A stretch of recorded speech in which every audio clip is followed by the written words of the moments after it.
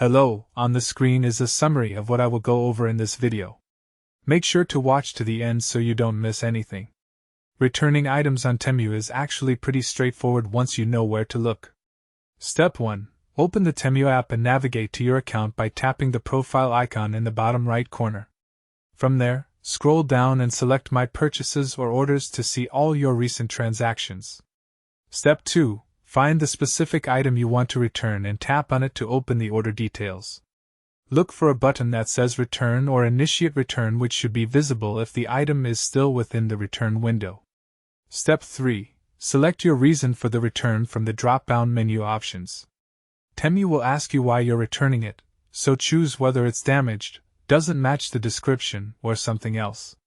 Step 4. Take clear photos of the item showing the condition and any issues. Upload these photos directly in the app as evidence for your return request. Step 5. Submit your return request and wait for TEMU to review it. They'll usually respond within a few days to either approve or deny your request. Once approved, you'll receive instructions on how to ship the item back or if you get to keep it. Follow the shipping details provided and keep your tracking number safe until the return is complete.